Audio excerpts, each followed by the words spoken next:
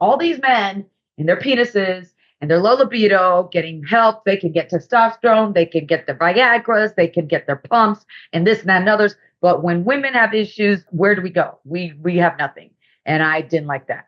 All right, everyone, it is interview time, and we are here with Dr. Milhouse, also Dr. Down Below. Hello, Down Below. This is like the best name ever. We're so excited about this. And you already heard a little bit about Dr. Down Below, Dr. Milhouse, in the intro, in the bio. But Dr. Milhouse, welcome back to our show, although not back because it's your first time. Never mind, take way back. And I think we've known you forever. I know, right? Yeah. Yeah, super excited to have you here. And then if you could please elaborate on how you got to where you are today in the field of sexuality, that would be lovely because you're new and I know I pretended like you weren't. Thank you. No, it's because, I have that about myself. I make people comfortable very quickly. Thank you, ladies. Thank you, Amy. Thank you, April, for inviting me to Shameless Sex. I'm super excited. This is my wheelhouse. I love this thing. These type of conversations. So how did I get here? How did I get into sexual medicine? So I'm a board certified urologist.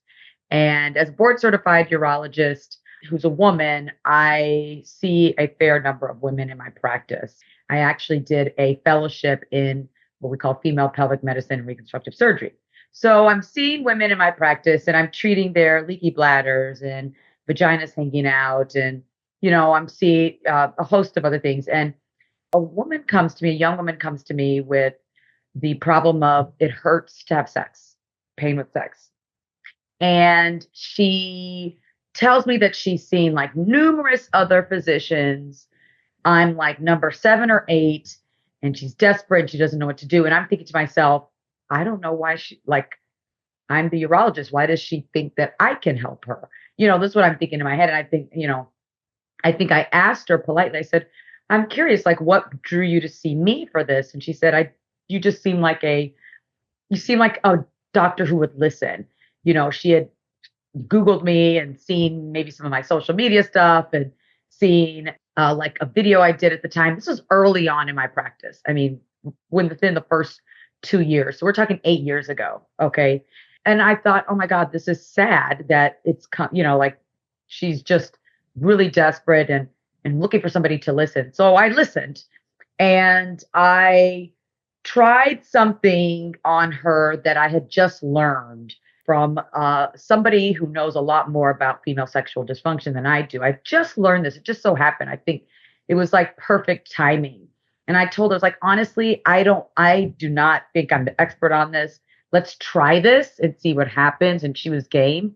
And then I saw her 3 months later and she was cured. Like she was like, I had sex. This young woman, just so you know, she'd always had painful sex, always from the beginning. And she was married to her high school sweetheart. They loved each other. And she basically could not have penetrative sex. And she was like, I had sex for the first time without pain.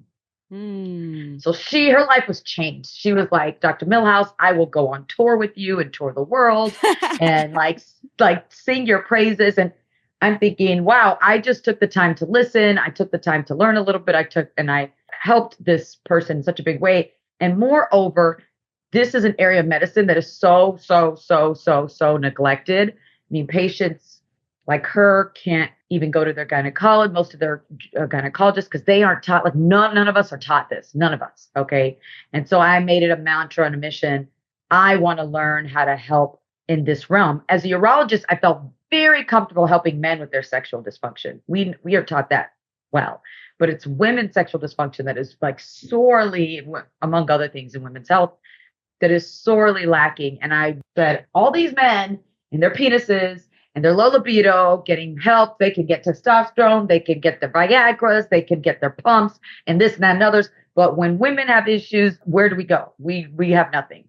And I didn't like that. So that's my story. That's a good story. And I love that you listening is so important, especially with doctors talking about sex and your genitals and things that can be they're vulnerable things. And it's not something that you talk about with a lot of people. And 7 people, this patient of yours, 7 different doctors that she had seen, and That's no a one lot. listened. Yeah. Because a lot of times they're just like, here, pop this pill, or they just kind of assume. I mean, look, I haven't seen a lot of urologists. We've interviewed a lot of urologists, but I really appreciate the work that folks that really care about sexual intimacy and sexual wellness and people having pleasure.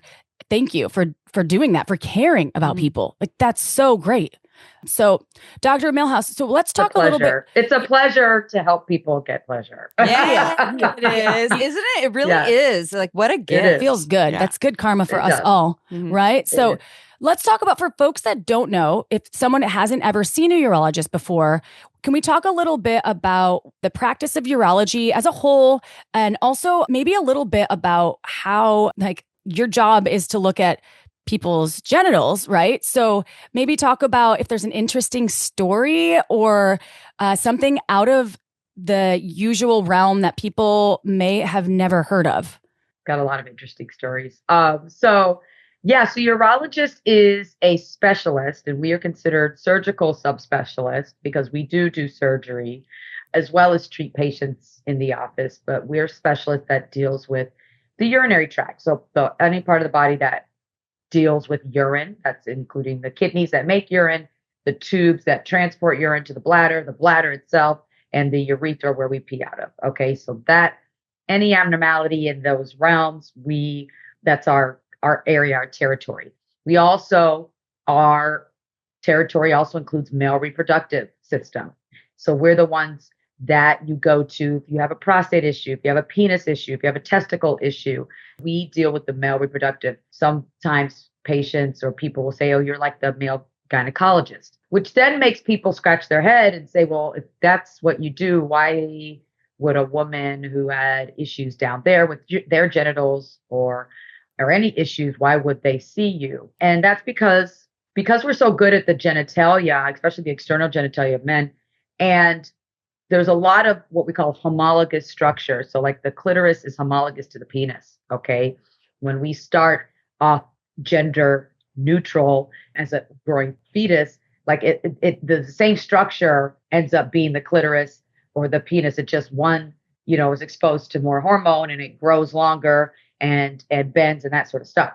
So anyway, we are well versed and positioned to deal with the vulva and the vagina. Okay. And all humans, no matter what's between your legs, make urine. And so we're going to see all humans with any type of urinary problem. And so that's what a urologist does.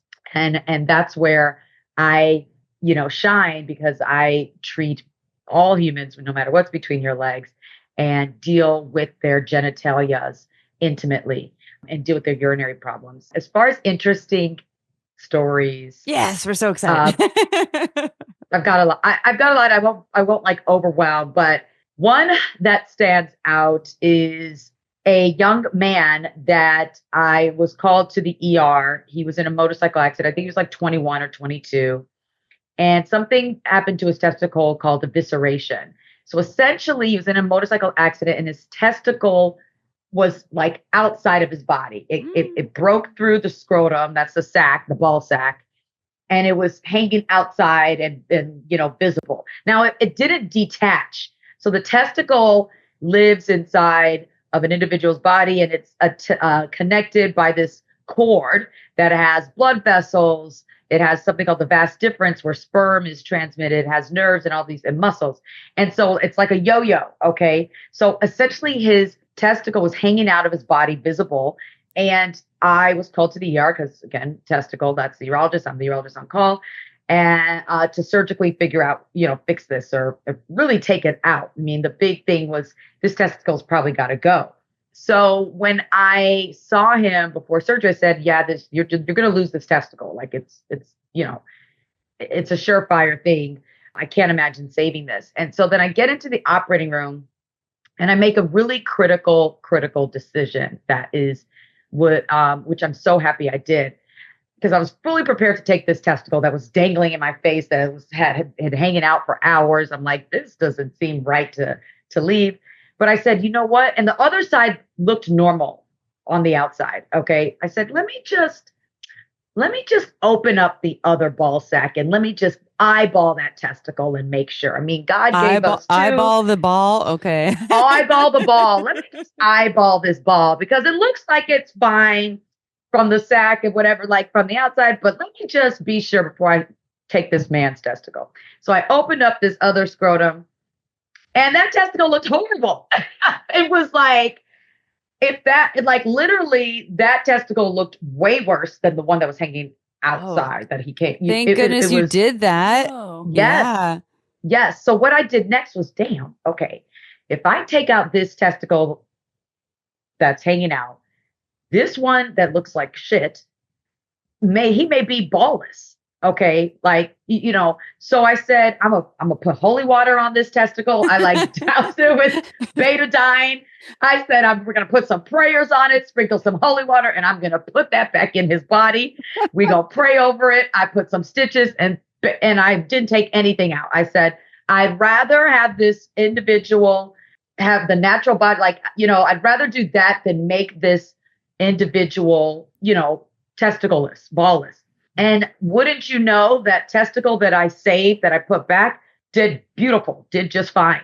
Didn't get infected, thriving. The testicle that I peeped out and eyeballed, that thing shrunk down to a nubbin. It basically disappeared over time because it looked like shit. The blood supply had been wrecked from the accident.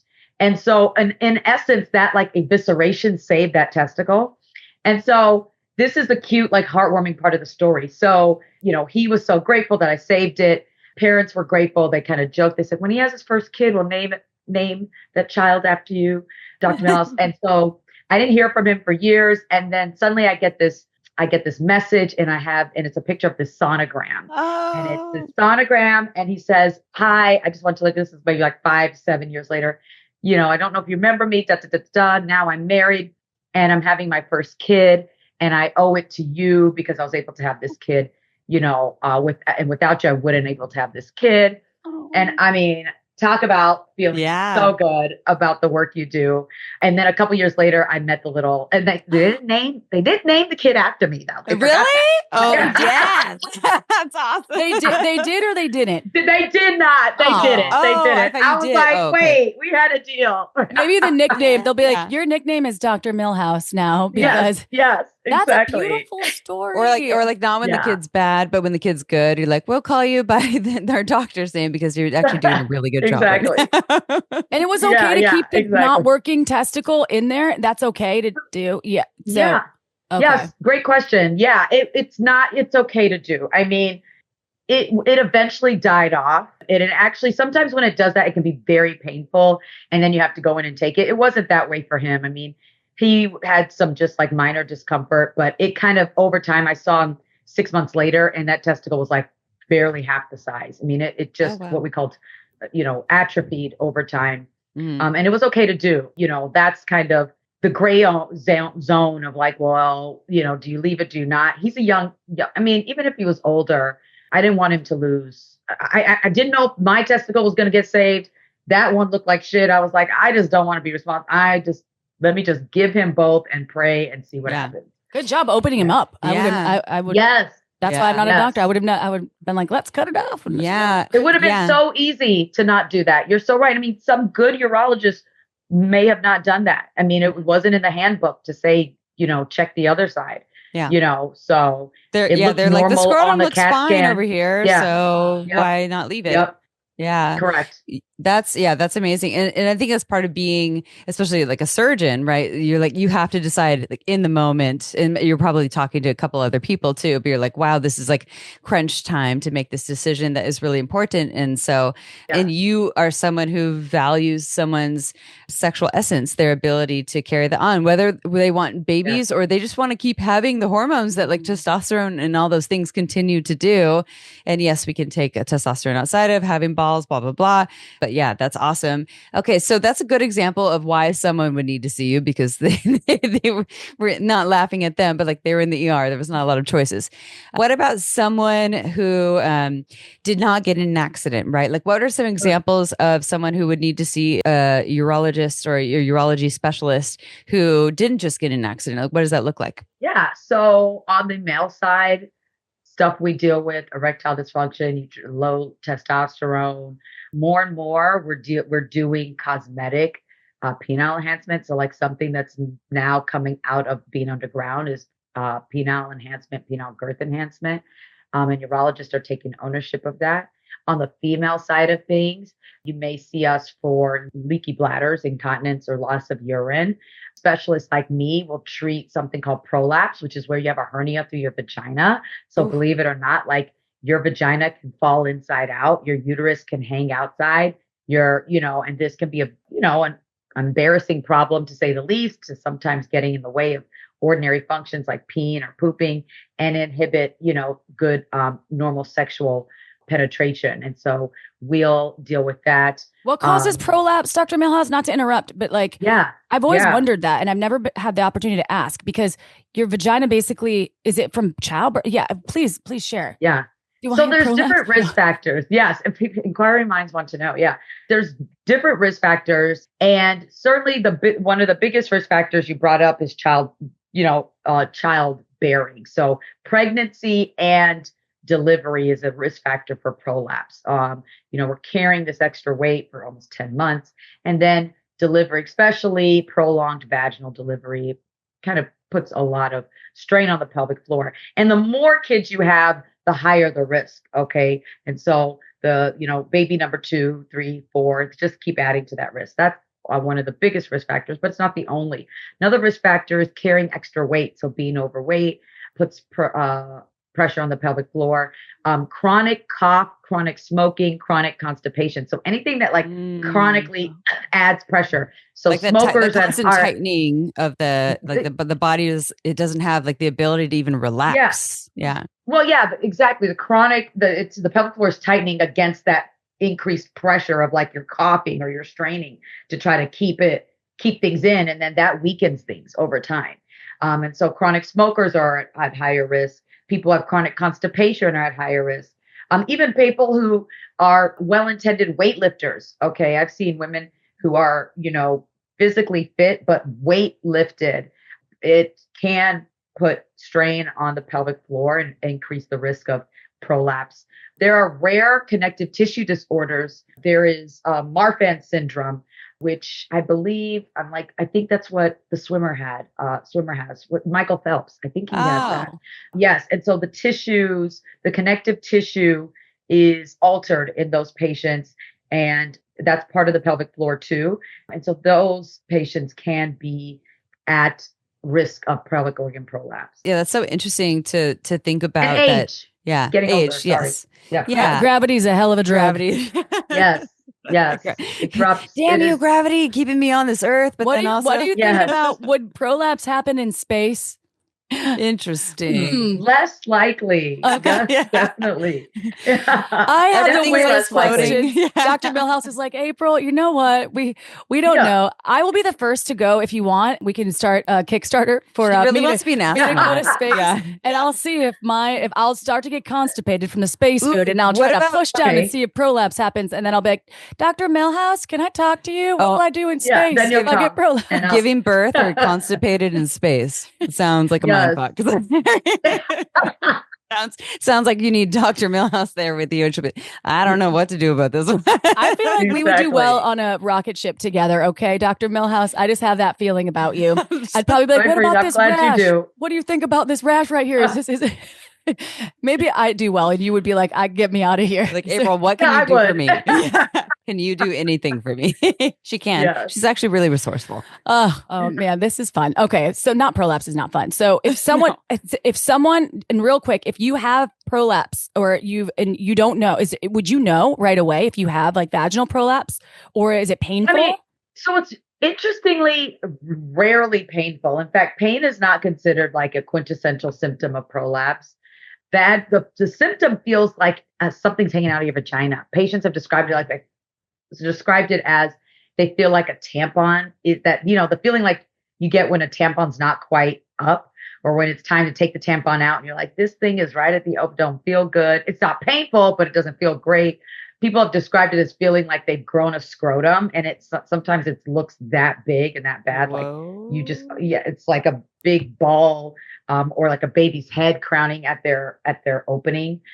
People will describe it as feeling like they have a golf ball between their legs. So it's something that's usually pretty obvious for anybody to kind of start to sense. And then again, when it gets really bad, you can just look down, open your legs and see it, and see this thing hanging. And it freaks patients out when that happens. Inevitably, patients will be like, I thought I was growing a tumor. I didn't know what was happening. And it's not, it's cancerous in any way. But yeah, not a way you want to live the rest of your life, ideally. Totally. Not a way. Oh my God. No. Yeah. Oh, that's crazy. So I'm assuming, so you've mentioned age as well as a factor, and we're not only talking about prolapse. There's a lot of other variables when it comes to your health, especially your genital health, your reproductive health, right? Because you get older, and I'm assuming a lot of things change inside, especially if you're not doing maintenance on your pelvic floor, right? There's ways to maintain a healthy pelvic floor, which we're not talking about here, but I'm wondering if it's true, because people talk about how I went through menopause and, my sex is terrible. It hurts or it's painful, or my pussy dried up and I can't have orgasms, or men, right? They have erectile issues or challenges, or perhaps the hormones shifting. But is this a myth, or is it like something that people need to accept that, oh, I can't have orgasms because I'm going to age, and that's just not possible? And are there other health conditions that can affect that? And yeah, do you want to also just, is it like, harder? Like, it's not like orgasms go away for a lot of people, but as they age, it's like more difficult to achieve. On your own or with a partner or anything? Yeah. Yeah. Yeah, there definitely tends to be less intensity to orgasms, and maybe less infrequent. Orgasms are harder to achieve. All these things that you mentioned, usually around the start of like what we call the midlife, so 40s, 50s, and then on up. And this can be seen in both men and women, but really is probably most prevalent in women. Heterosexual women are already at a disadvantage. We have the greatest orgasm gap among people who have sex. Heterosexual women have the lowest chance of getting an orgasm with partnered sex, by the way. That's a real thing, everyone. You're listening. If you're like, no, it's not, it's a real thing. Okay. It's a real thing. Yeah. It's a real thing. Lesbian women are much, much more likely to have orgasms. Again, that's a whole nother subject matter. But in any case, we all can tend to shift to like, oh, these orgasms are getting less, intense. And part of that is probably multifactorial. One is changing hormones. Okay. There is a decline in women. There's a significant decline in estrogen at a time called menopause. And that can absolutely affect libido, arousal, just your kind of overall mood and ability to enjoy sex. It can affect vaginal dryness. And that's a huge problem. Huge common problem, not to be normalized, super common problem. And certainly if sex is dry and kind of hurts, like who's going to orgasm with that? No one. Okay. So that's a big problem and a big confounder that needs to be addressed to help get back on track with orgasms in women.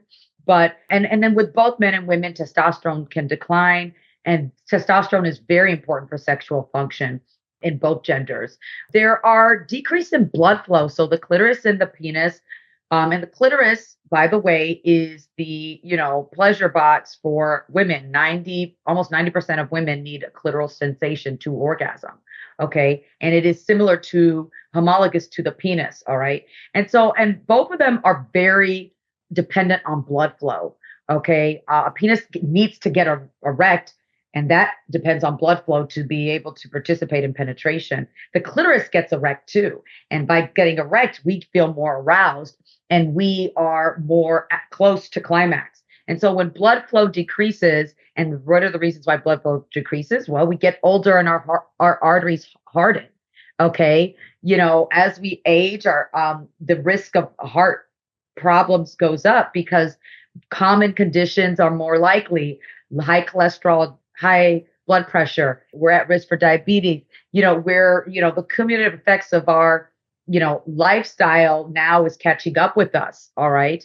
And that affects the blood to the genitals for sure. So those are reasons. And then, I think a third is just the psychosocial context. Like, we're older, we may not feel, we may be in more really, really more comfortable in our relationships. And so the newness and excitement of sexual encounters just, may need to be riled up a little bit more. I'm a big fan of role play and put on a wig. Keep playing with it. Put on a wig and be somebody else for the night. Like decide to meet up at the bar, pretend like you're strangers, like keep it new. I've been married for almost 13 years. So like, you got to keep it new. Okay. But anyway, big fan of toys. You got to keep it new. But anyway, so that like sex can get really mundane, really predictable, and we lose the gusto. And so I think all of those things for sure can play a role. And it's not something you need to give up on and say, well, I guess I'll never have an orgasm again. I mean, if that's happening when we're 40 and 50 and people are living to like 90, like that's a lot of decades to not be orgasming and just be having sex with. And not that sex has to end an orgasm, but like to not have pleasurable sex. That's not, don't think that should be acceptable. And so, there are things that, things that we can encourage you to do to try to get that back. So like, do you go to space? So your arteries become won't an astronaut. Yeah. No, I'm just kidding. I don't think it works like this. I don't think it works like that. Maybe in like 100 years, that'll be the thing. Like, just go to space. You're like, I don't have the diabetes because I was in space the whole time. Like my lifestyle. Yeah. When you're done with space, come back and we'll talk. So, so do you do things like so we've heard about the O shot and things like that. Do you do those, the O shot and like other practices? Yeah. I do. Which is PR, the O shot is platelet-rich plasma that is typically it's injected into the clitoris and the upper or anterior wall of the vagina, where I tell individuals or patients, like, essentially I'm injecting into the G zone, G spot area. It's a very easy procedure with very low risks. Blood draw, spin it down. When I do it, I numb the shit out of my patients. Like they're not feeling the injection. Most people, like when they hear the injection in the clitoris and vagina, like, oh my God, what's like it? But like by the time you're numbed up, at least in my practice, you won't feel anything. It's really nice. And like, you're like, oh my God. And how long does that last when you get that? Like, is it like a maintenance thing, or you come back every 3 months or once a year? Yeah. So admittedly, the data is sparse. Like we don't have like a huge data on this, and which is why it is still somewhat controversial, because there's not like robust data regarding it. I will say though that when it works, I've seen this, and I've gotten the O shot myself. It can be ba ba boom, like wowzer. You know what I'm saying? And we think that it can hopefully last about a year, which is a decent amount of time. Before it might need to be redone again. Yeah. So it's a very quick in and out type of procedure. You can be back sexually active like within a couple of days. Yeah. From my own personal experience, I'm somebody who I didn't have a problem getting to orgasm. And I think the person who does the O shot isn't somebody who's never had an orgasm. It's not going to teach you how to have an orgasm. That has to be cultivated, but it can be something to consider for this person who's like, yeah, I've had orgasms, but like they just feel like they're, muted, or, they're just not as intense or just not as frequent. And I was feeling like that entering my 40s. And I'm like, dang, these used to be amazing. And then I got the O shot, and that first couple, amazing. And my husband was like, this feels like I can't repeat what he said, but anyway. I think he loved it. I'm curious. I love that. So you've talked about He was like worn out. He's like, okay, I might need a break. Yeah. Or you have those like witchy orgasms, like your orgasms are so big and strong, and he's like, oh shit. Just like back to back, like just back to back. Like He's like, literally I back to wasn't back even prepared for orgasms. this. It's like drowning in orgasm. It was like great. Like, so can I get one too? Yeah. So, okay, so you talked a little bit about sex toys, like a smidge, but so do Yes. you ever prescribe sex toys in your practice? And if you do, Yes. like what ones do you I discuss? What do you share? I love that question. I love this. I love it. I mean, I definitely do. I will prescribe sex toys, vibratory toys. I will prescribe masturbation as homework. Like I want you to, and generally speaking, I don't prescribe like a necessarily specific brand or type. I will tell people about the different options. A lot of the times when I'm prescribing this, these are individuals that really have never used anything like this. And so I'm like, hey, it's not just this big, fat wand. Like, and you don't have to, if you don't want to use it internally, you don't have to. There's, all sorts of vibratory things. There's suctions, and I tell people to experiment with multiple different toys. I personally have like 5 or 6 different toys. Okay. You don't need to just have one. You could have your little, I feel like this today. And today I feel like that, you know what I'm saying? And I tell people about couples toys because some of the times I'm prescribing it for them to utilize in partnered sex, right? The studies have shown that women who use toys, vibratory toys, tend to score higher on almost all the sexual domains. They score higher on libido. They score higher on orgasm. They score higher on arousal. They score higher on wetness, on vaginal lubrication. You see what I'm saying? And so it tends to prime our genitals for sex. It tends to help us get aroused. It tends to help us reach orgasm. It increases blood flow to the genitals. These are all the things that is so like good things beneficial for partnered sex. So I tell patients not to think of it as, because there's some stigma around toys and masturbation as it relates to women, I think in particular, like, oh, well, if we're doing that, our clitorises will get numb. That's not a thing. It's not going to get irreparably numb. Again, in fact, people who use it are more likely to be able to orgasm. There's a fallacy that, well, if she's doing it, if she needs a toy, like then when we're doing it, just me and her, like it's not good enough. It doesn't have to be. You can utilize couples toys together and enjoy it. I prescribed cock rings for male patients who complain of decreased sensation. And so I said, okay, like I want you to get a vibratory cock ring that you can wear. It vibrates on your penis. It might feel great on her too, like depending on how it touches her external part. And that adds, like there's, these things exist to help. We don't have to we can use this together.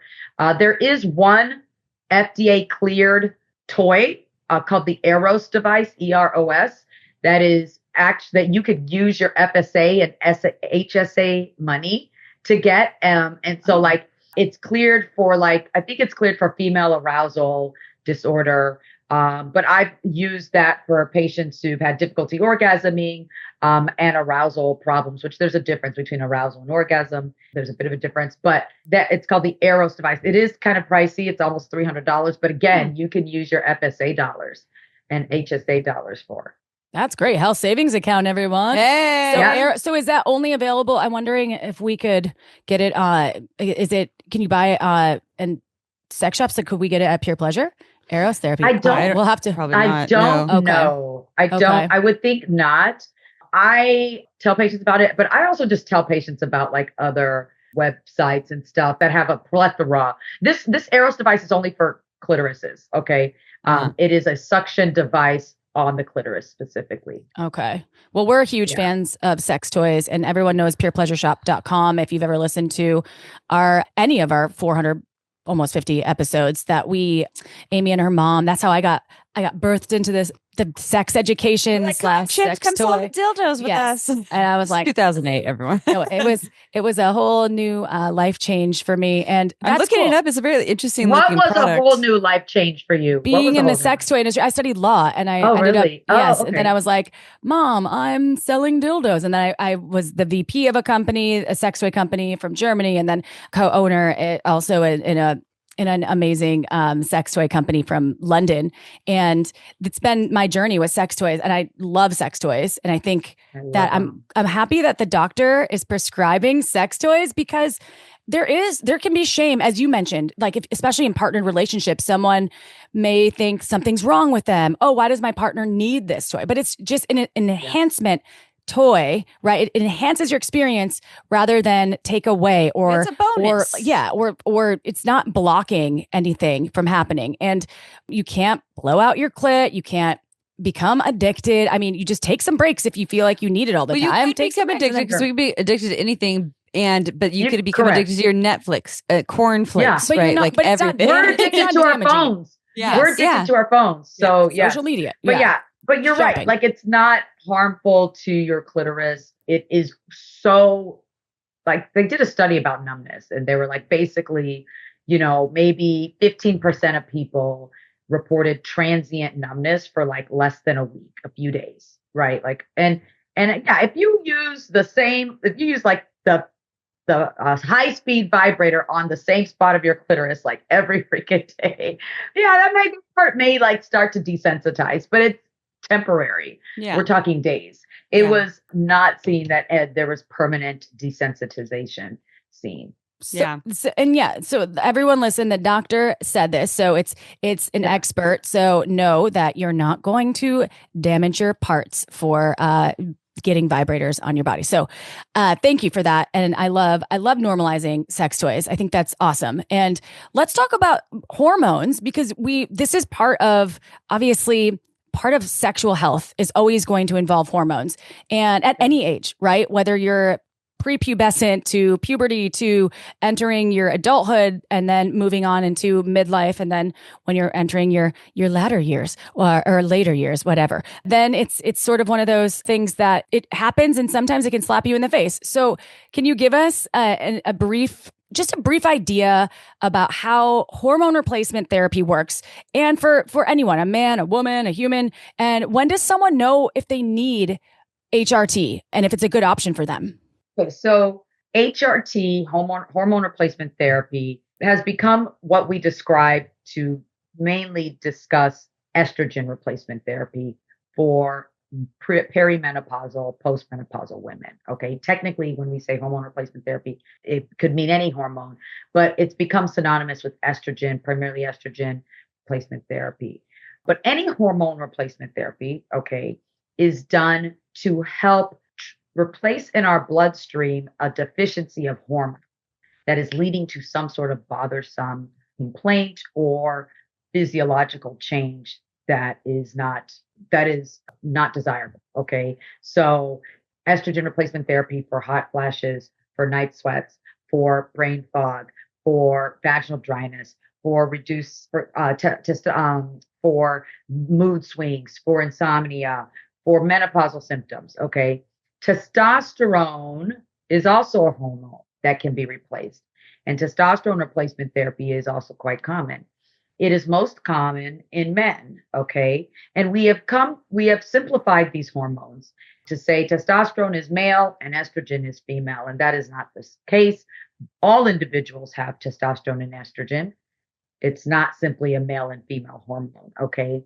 Certainly, individuals born as male and individuals born as female have different proportions of those, but we both need it. In fact, men need estrogen and we need testosterone. So we give testosterone replacement therapy for declining testosterone levels. It's well established as an aging man, something called andropause. We have menopause, they have andropause. Okay.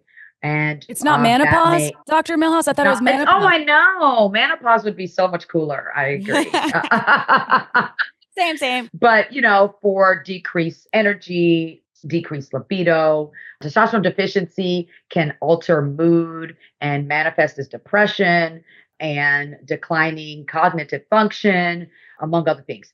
We now are more and more embracing testosterone replacement therapy for women, okay? Because we also decline in our testosterone starting around our 30s. And that is become more and more important for how it relates to our biological processes.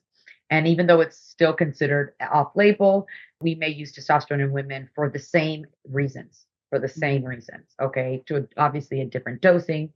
Basically, hormone replacement therapy is to give your body these hormones when they are deficient. Okay. It is, and to kind of get your body back towards equilibrium. Yeah, and we are huge fans of that if that's your jam, right? Because some people are like, I want to go al natural, and some people Yeah. love menopause and the after effects of menopause, and some people, maybe having libido or some aspects of being a sexual person aren't not important to them, and that's totally fine. And for folks where that is a thing that they really want to keep going in their life, we live in a day in the age, an era, and it will continue to grow where we have the ability to shift that and change that with amazing doctors like Dr. Milhouse. Don't just go to like your research your doctors, everyone. Don't just go to anyone and everyone. Okay, so Right. and this will bring me to the next question. We have to wrap up very soon, but yeah, go ahead. I have one thing, like this whole all natural thing is like, so it's like, but your hormones are natural too. Like, you know what I'm saying? I feel like we forget, like, these are things that our body makes. Okay. We have demonized the very substances that our body already makes effectively. So that's my little 2 cents. But anyway, totally. And also like I was born naked, but I need to put clothes on a lot of the time. And that's not natural because it wasn't how I was born, but I need to do that to stay safe and warm and not die. So, and so like hormones can be a part of that, it's just like continuing on our dedication to our wellness, and feeling good in ourselves. And it's different for everyone. Okay, so I'm going to wrap 2 questions in one, and they might be awkward, but we'll see what happens.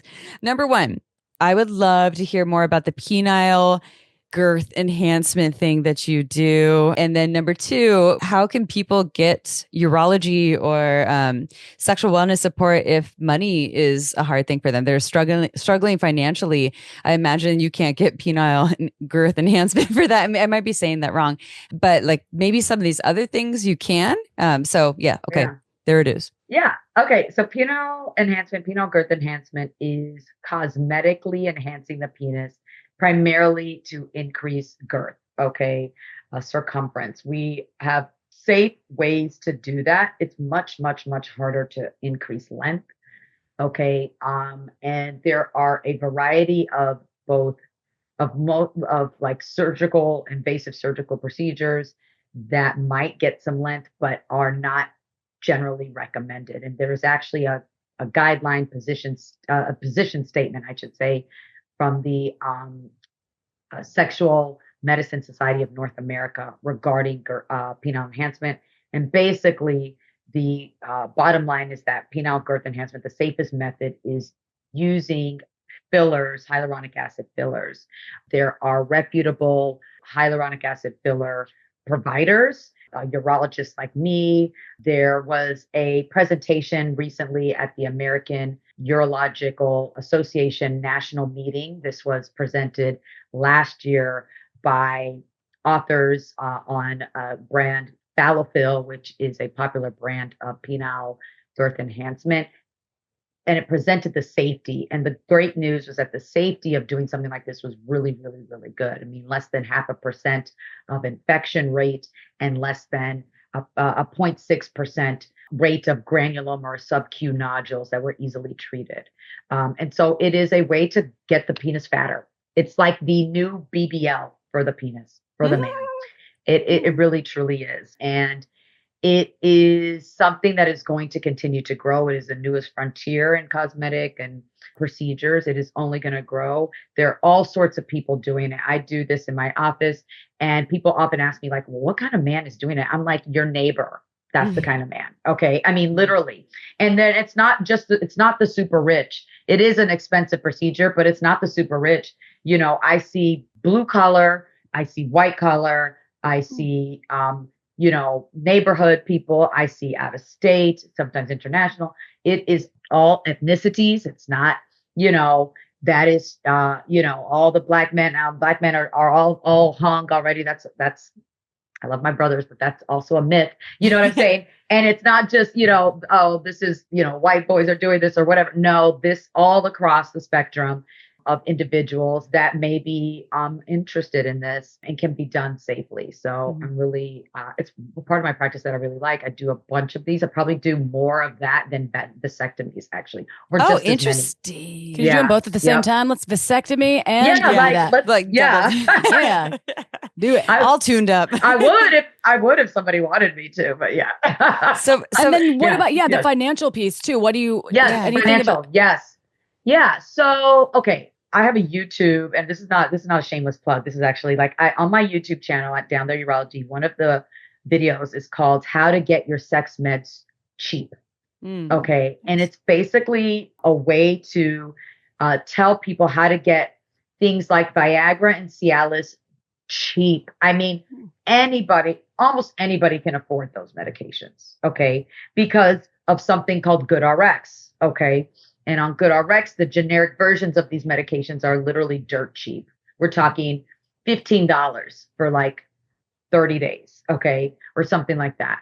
I talk about how to get vaginal estrogen, which is super important for maintaining lubrication in women as we get older, and how that does not need to be expensive. Something like that is now on Cost Plus Drugs, which is Mark Cuban's pharmacy.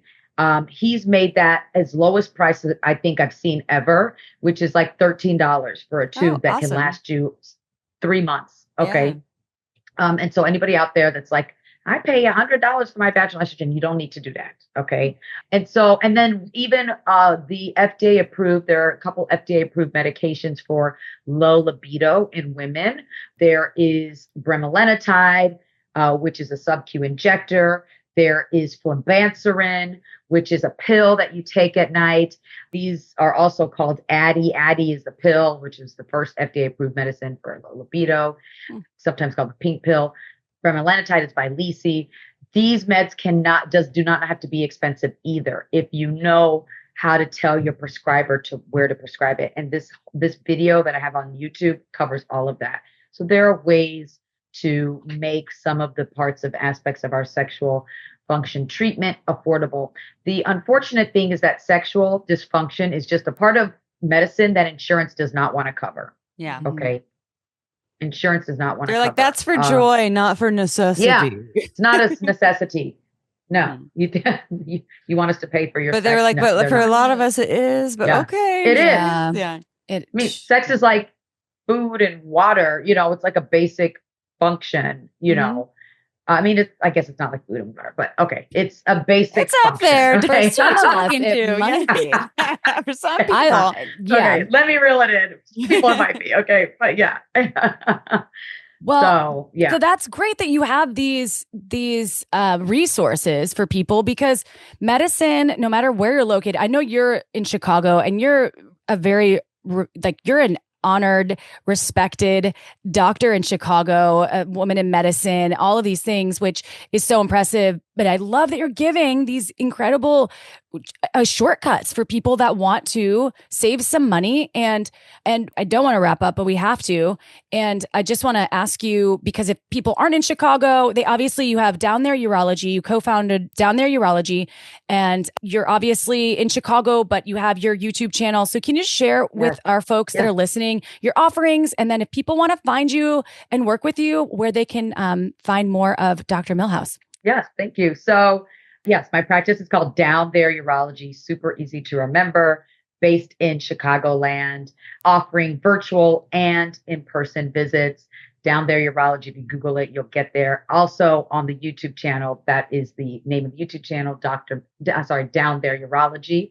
Personally, I'm also known as Your Favorite Urologist, and any inquiries can be made through my Your Favorite Urologist website. There's a Connect with Me section. I'm very, very, very active, especially on Instagram. I answer personally, I probably shouldn't say this out loud, but I answer personally the DMs that I get. And so that is my baby. Even though Instagram is becoming so hard to talk about sex. Yeah. It's ridiculous. You have to make super makeup words around it. But I'm still very active on Instagram at Dr. Milhouse. That's Milhouse with 1L. Or if you just put your favorite urologist, you'll find me because I am America's favorite urologist. Yeah. Ours and- too.